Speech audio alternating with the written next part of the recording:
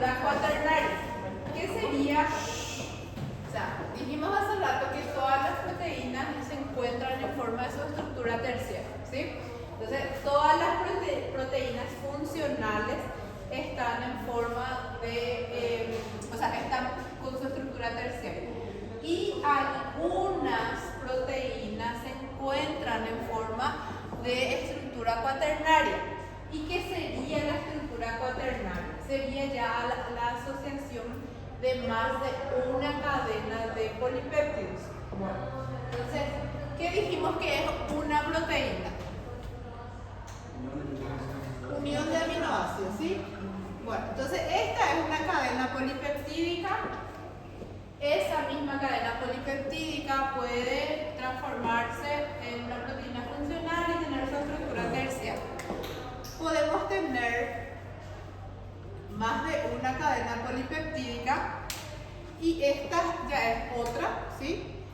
¿Qué pasa cuando estas dos se unen? Las dos, o sea que cada una por separado va a tener su estructura terciaria. Pueden ver acá. Esta es una cadena polipeptídica en su estructura terciaria. Esta es otra cadena polipeptídica en su estructura terciaria. Y la unión de más de una cadena polipeptídica es la que forma la estructura cuaternaria, ¿sí? Entonces, ¿qué es lo que vemos acá? Esta es la estructura de la hemoglobina. La hemoglobina tiene 4 cadenas polipeptídicas diferentes. Tenemos dos cadenas alfa y 2 cadenas beta, ¿sí? Entonces son 4 cadenas polipeptídicas diferentes. Y ahí a eso es lo que le llamamos estructura cuaternaria. Dice que las subunidades de una proteína en particular se combinan con el mismo número y de la misma manera porque los vínculos entre las subunidades están determinados por la estructura terciaria. ¿Qué quiere decir eso? Que se van a unir a proteínas o a cadenas iguales, ¿sí? No es que una cadena polipeptídica de 200 aminoácidos con su estructura terciaria se va a unir con una cadena polipeptídica que tiene solamente 20 aminoácidos, ¿sí? Que van a ser muy diferentes y no van a ser compatibles. Por eso dice que se combinan con el mismo número y de la misma manera porque los vínculos entre las subunidades están determinados por la estructura terciaria, ¿sí? Porque todas van a estar en su estructura terciaria, todas. Acuérdense que no existe las proteínas en esta forma. Ni no existe ninguna proteína circulando por ahí solamente en forma de LCO. Todas están conformando la estructura terciaria. Entonces, esa sería la estructura cuaternaria, ¿sí? Entonces, una sola subunidad es una sola cadena polipéptido. Esta es, por ejemplo, ¿quién puede ser esta? ¿Sí? La mioglobina. ¿Y esta? ¿Quién es? La hemoglobina, ¿sí? Entonces, una sola subunidad en su estructura terciaria es una cadena polipeptídica. Cuando varias cadenas polipeptídicas se pueden unir, entonces ya se forma la estructura cuaternaria. Podemos tener dímeros, podemos tener trímeros, oligómeros, multímeros, dependiendo de cuántas subunidades se están uniendo, ¿sí? Entonces, los primeros van a ser 2 subunidades, los trímeros 3 subunidades, los oligómeros, proteínas con solo una poca subunidad, de 4 a 20. Luego están los multímeros, más de 20, y los protómeros es una unidad de estructura compuesta de subunidades no idénticas, contiene al menos 2 cadenas polipeptídicas diferentes, ¿sí? Entonces dijimos que la hemoglobina tenía 2 cadenas alfa y 2 cadenas beta, ¿sí? Entonces es un protómero, ¿está bien?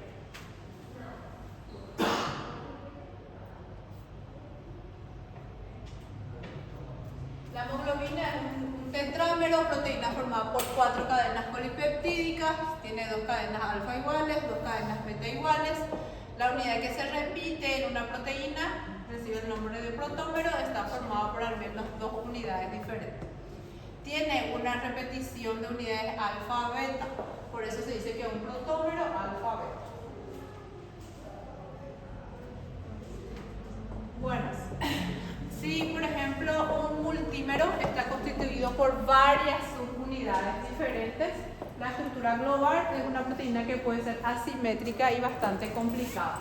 Cuando dijimos que podía haber más de 20 subunidades de proteína de cadena polipeptídica, ¿sí? Entonces los multímeros son más de 20 subunidades, ya es una proteína muy compleja, donde la estructura también ya es más de una subunidad más, la mioglobina. ¿Sí? No, ya no. Tiene solo una cadena polipeptídica en su estructura terciaria. O sea, vas a tener estructura cuaternaria a partir de 2 cadenas polipeptídicas. Entonces, por eso solo a partir de dímero. Por eso la mioglobina no entra en el ejemplo.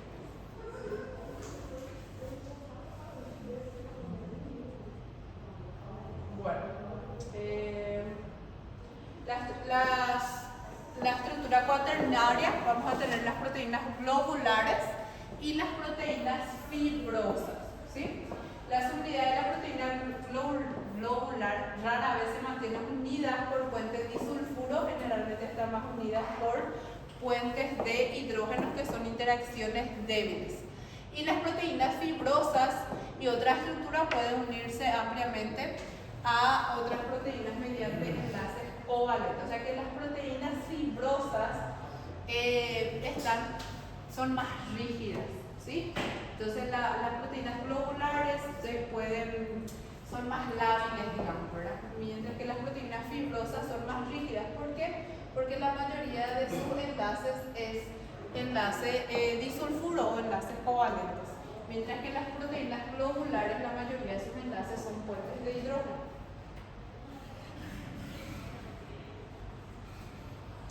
Bueno, ustedes le conocen a esta molécula muy bien, ¿verdad? A este le conocen. Muy bien le conocen según me dijeron.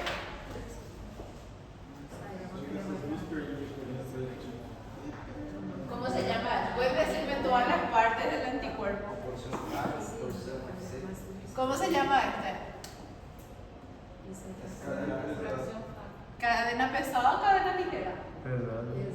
Cadena pesada y cadena ligera. ¿Y dónde se une el antígeno?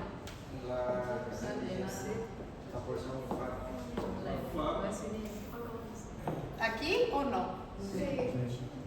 ¿Saben algo? ¿Vivieron bien entonces? Sí.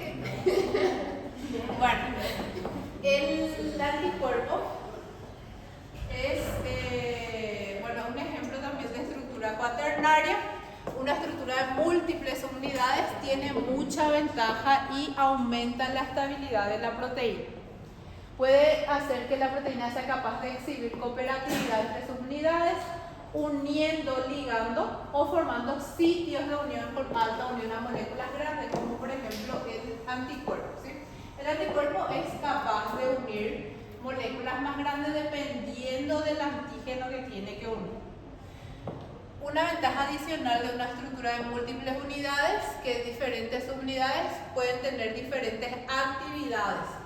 O sea que si tienes varias subunidades, puede tener más de una actividad, ¿sí? Y estas actividades diferentes pueden cooperar otra vez entre sí para tener una proteína más eficaz.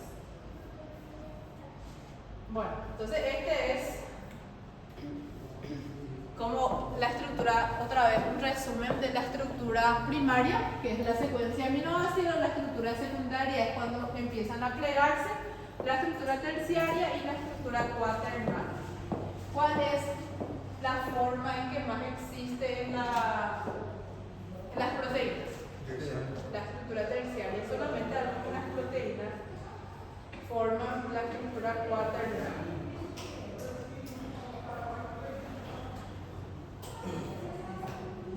Bueno, ya hablamos de las proteínas fibrosas. Vamos a hablar de las proteínas auxiliares que ayudan al plegado. Bueno, este plegado de las proteínas, vamos a volver otra vez allá en la estructura primaria. ¿Dónde se encuentran como estructura primaria?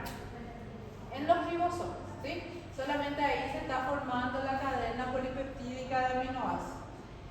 Cuando sale de ahí, cuando sale del núcleo celular, generalmente estas proteínas, como les dije, ya salen más o menos plegadas o completamente plegadas, ¿sí?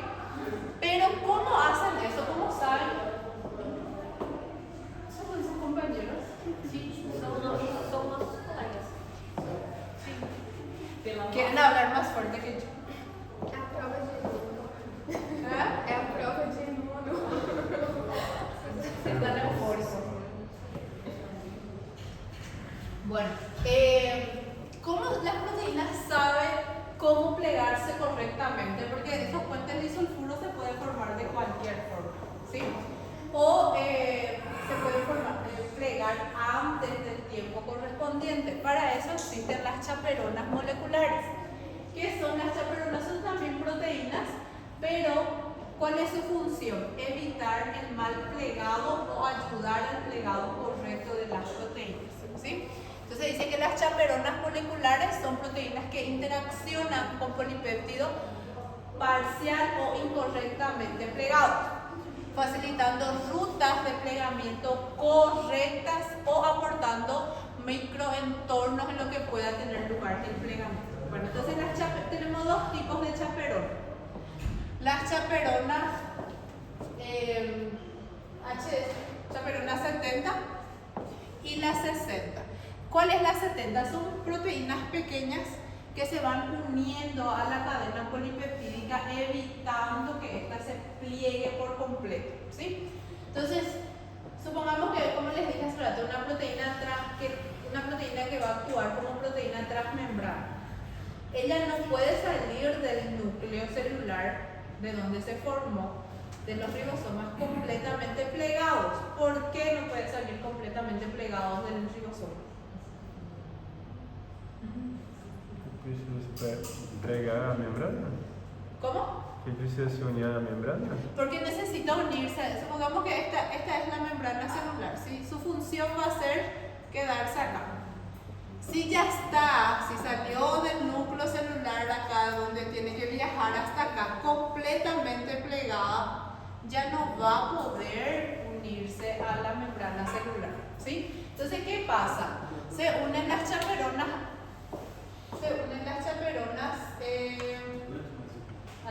la HSP70, se une en regiones nomás de la cadena polipeptídica, evitando su plegamiento anticipado, ¿sí? Entonces, ¿qué es lo que hace? Se une a ellas y la acompaña hasta el lugar correcto donde van a quedarse, y ahí se separan y la proteína se pliega correctamente, ¿sí? Y luego tenemos la chaperona. Ahí explican todo detalladamente para que ustedes se diviertan. Sí, pero eso básicamente es lo que tenemos que saber. Y luego tenemos las chaperonas HSP60. ¿Qué es la chaperona HSP60? Es como una rosquilla, ¿sí? No sé si alguna vez ya escucharon, ya vieron. Es como una rosquilla donde la proteína va a entrar adentro. Esa proteína le va a proporcionar un microambiente apropiado para que ella se pliegue correctamente, ¿sí? Entonces es como una rosquilla donde la proteína recién formada va a ingresar dentro de ella. Estas reacciones no es necesario que ustedes sepan todo, no se preocupen. Solo les quiero mostrar el dibujo.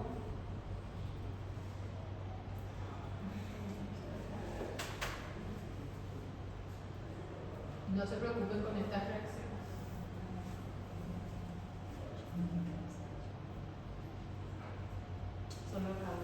Bueno, esta es la HSP60, ¿sí? Es como una rosquilla. ¿Qué es lo que hace? Entra la proteína ahí adentro, le proporciona el microambiente y todas las enzimas, los ligandos que necesita para que ella se vaya plegando correctamente. Acuérdense que estos plegamientos no ocurren al azar. ¿Qué va a pasar si sale del ribosoma y se pliega como quiere? Va a ser una proteína infuncional, ¿sí? Entonces ese plegamiento al azar no existe. Entonces, ¿quiénes son los que hacen con que estas proteínas se plieguen correctamente, que formen los enlaces correctamente y tengan la estructura que tiene que tener? Son las chaperonas. Entonces tenemos la HSP70 y la 60. Entonces las chaperoninas lo que hacen es proporcionar un microambiente apropiado, viene la proteína recién sintetizada, entra adentro como una rosquilla y ahí tiene un microambiente apropiado donde se va a formar todos los enlaces y todos los puentes de hidrógeno que se tiene que formar. Cuando todo esto pasa, libera la proteína ya lista para realizar su función, ¿sí? Entonces eso es lo que ustedes tienen que saber, no se preocupen con todas esas reacciones que hay ahí. Bueno, entonces, ¿para qué son importantes las proteínas auxiliares del plegado? Ayuda a una cadena de aminoácidos que se está formando de nuevo, que posee aminoácidos hidrófobos en grandes cantidades. También ayuda a una cadena de aminoácidos que debe estar en la membrana plasmática. La proteína se pliega parcialmente en el citoplasma y luego se trasloca a la membrana donde va a terminar su plegado, que es lo que les expliqué acá. Y también aquellas proteínas que por A o B motivo sufrieron una desnaturalización, ¿sí? Entonces, ¿qué hace estas chaperonas? Vienen a ayudarle a plegarse de nuevo. Supongamos que hubo un cambio de pH en el medio donde está esta proteína o un cambio de temperatura.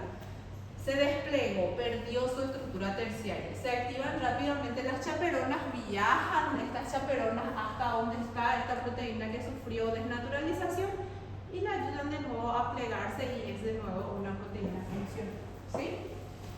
Entonces, las chaperonas actúan evitando que las cadenas laterales hidrófobas interactúen con el medio acuoso y también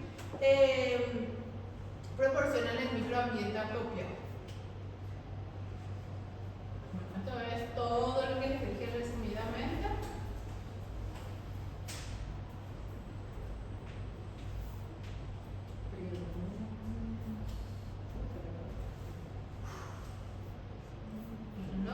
No se estresen con estas reacciones.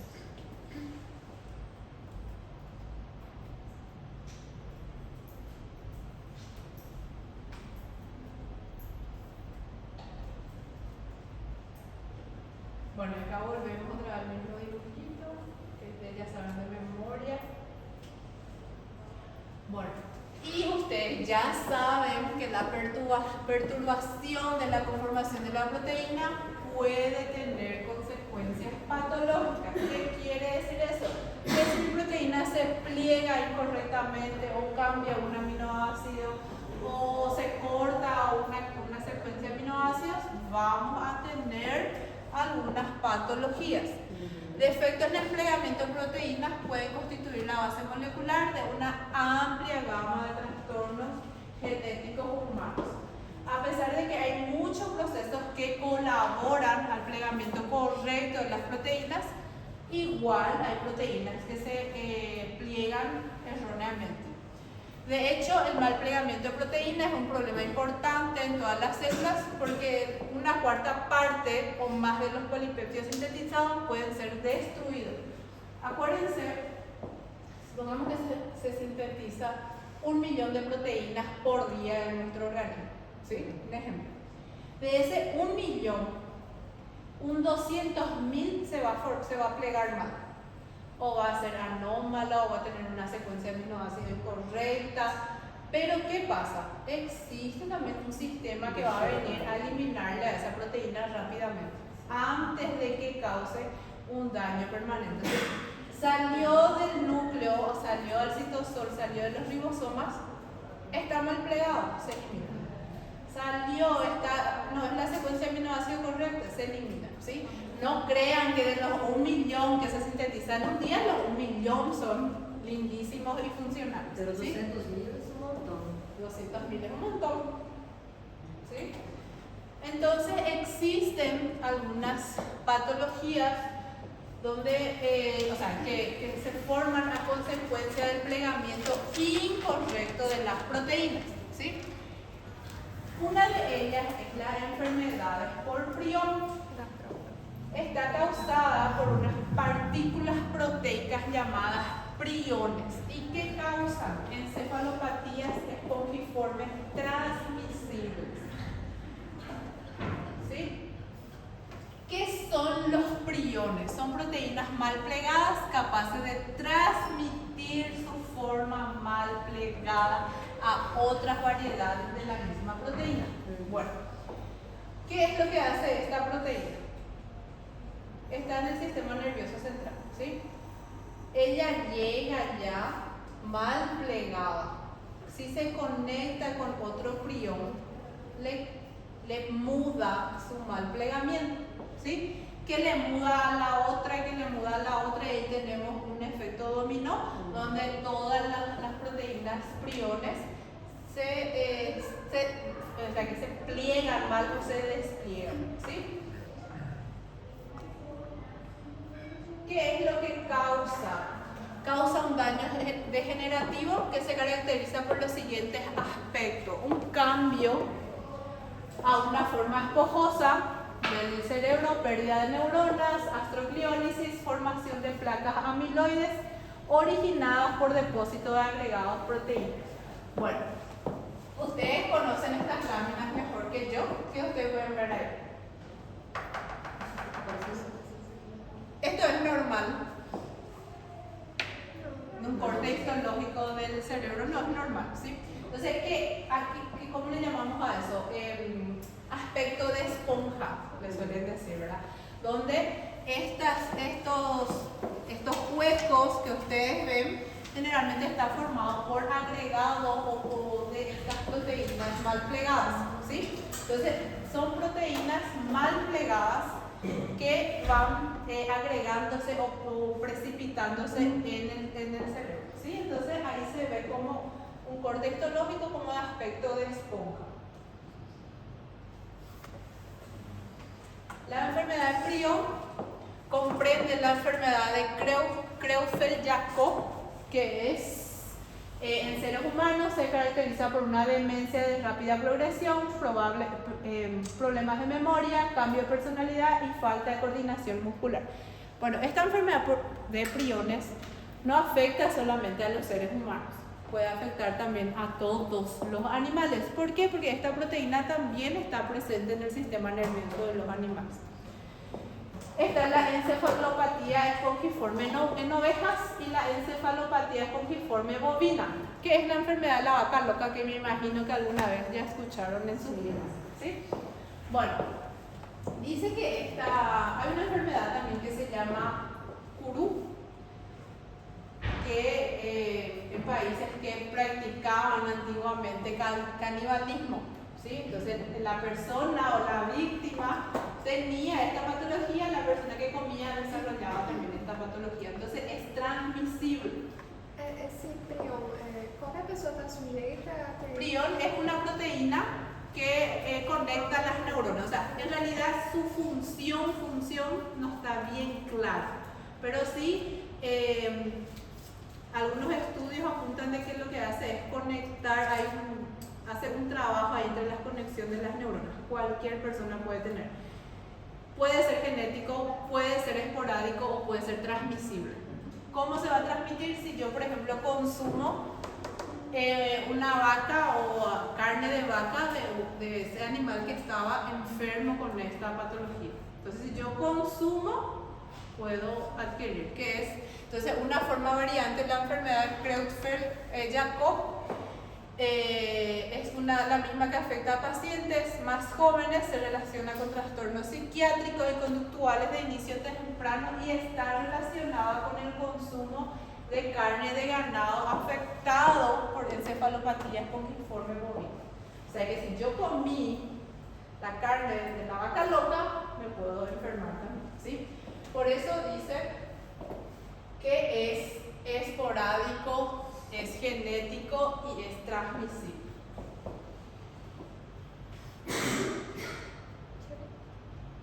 Entonces pueden ver la diferencia. Este es un corte histológico normal y este es un corte histológico de la oveja con la patología. Bueno, la enfermedad por prión llega a manifestarse, que es lo que les dije, como trastorno infeccioso, genético o esporádico. El deterioro es progresivo. Los síntomas pueden aparecer en días, meses e incluso años. ¿Sí? Va a depender mucho de cada paciente.